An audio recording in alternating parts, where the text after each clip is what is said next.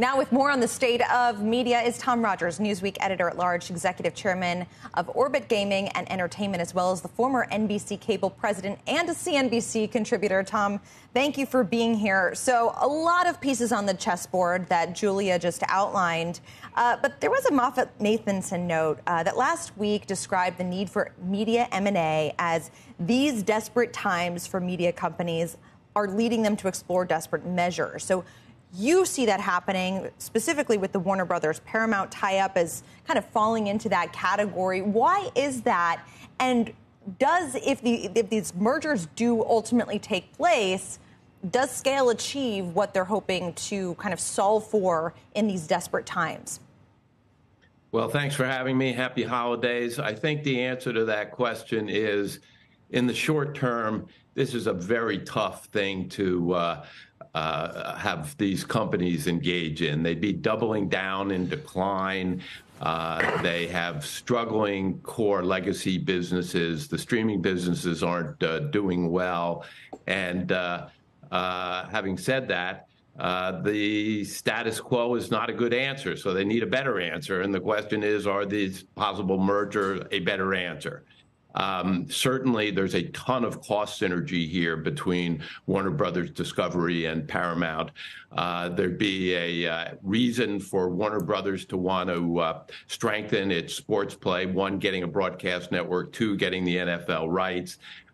There's certainly value in killing one of these streaming services, namely the Paramount streaming service, and put it together into a single streaming service with HBO and have something that could reaccelerate some of the streaming subscriber needs that Warner Brothers has. There's some significant timing issues here, though. Paramount's major cable deals are up come this spring. Over 100% of the profit of the company is now tied up in cable. And with that, very hard to see a deal getting done before someone knows the state of its cable renegotiations.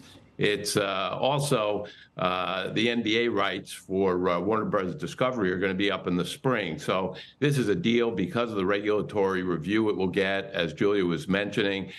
This wouldn't close into 2025, probably not integrated in 2026. Getting football rights that late doesn't do much for a renegotiation on the NBA, which is pivotal for Warner Brothers Discovery happening this spring.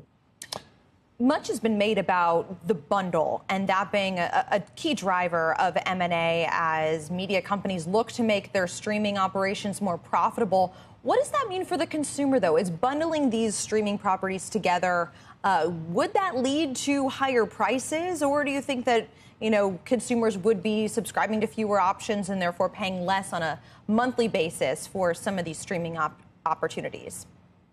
Well, near term, it looks like a way for consumers to get a lot of channels much cheaper. Verizon already has put out a Netflix Max bundle for $10, and there's a opportunity also from Verizon to get the 3 Disney services for $10. So 5 services there for $20. I think you look at Prime from Amazon as something most people feel as if they're getting for free.